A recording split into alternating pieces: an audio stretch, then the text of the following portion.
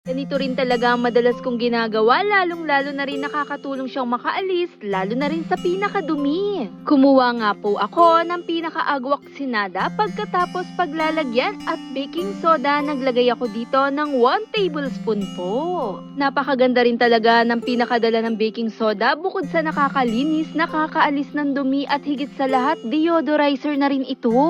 Pagkalagay-lagay ko nito, kumuha pa ako ng dishwashing liquid, tansya lamang po ang paglalagay, wag sobrang dami.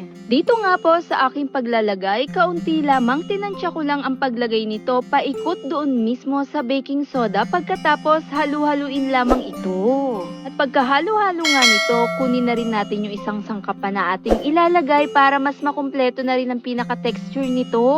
Heto nga yung pinaka-agwak oksinada. Dito nga po sa aking paglalagay, tansya-tansya lamang po, wag sobrang dami para hindi siya datingan malatubig. At sa paghalo-halo ko nga, hindi pa rin talaga makuha yung tamang texture, naglagay ako ulit dito ng kaunting dishwashing liquid pa po. Dahil mas kakailanganin ko rin ito para humulma mismo ang ating gagawin. Napakaganda rin talaga itong gamit-gamitin dahil madalas ito rin talaga ang ginagamit ko. Pwede siyang i-stack, magamit mo rin to talaga pang matagalan na. At sa paghalo-halo ko nga nito, yung pinaka-texture niya parang malos, madikit at mas sticky na nga ito. At pagkatapos kumuha po tayo ng paglalagyan. At dito nga po, hinulma ko siyang paikot o pabilog lamang, gamit pa rin ang aking kamay. Mano-mano lang din talaga ang pag-ikot o paghulma ko nito para pag tumagal din siya, talaga naman titigas-tigas na rin ito.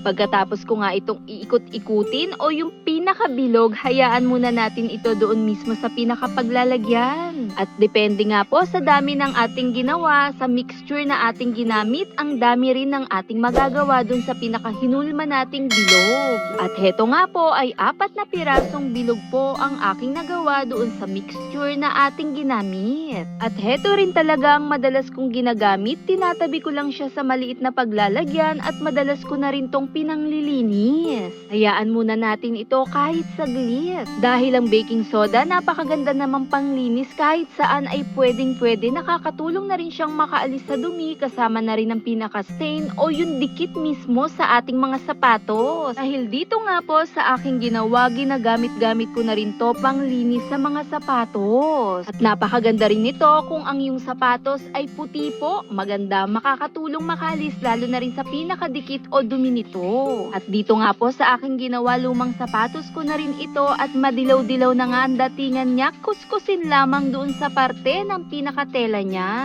O kahit sa parte pa po ng dumi ng pinakasapatos natin. Kahit saan pwede natin to gamit-gamitin panglinis po. Nagaya na lang din dito sa aking ginagawa at heto nga po yung aking madalas na rin ginagamit-gamit po. At hahayaan ko nga lang muna itong ibabad, pagkatapos pag natuyo na rin siya, pwedeng-pwede na rin po itong banlawan. Nakakaalis sa dumi, kasama na rin ang pinakadilaw. Hit thumbs up if you like this video. Thanks for watching.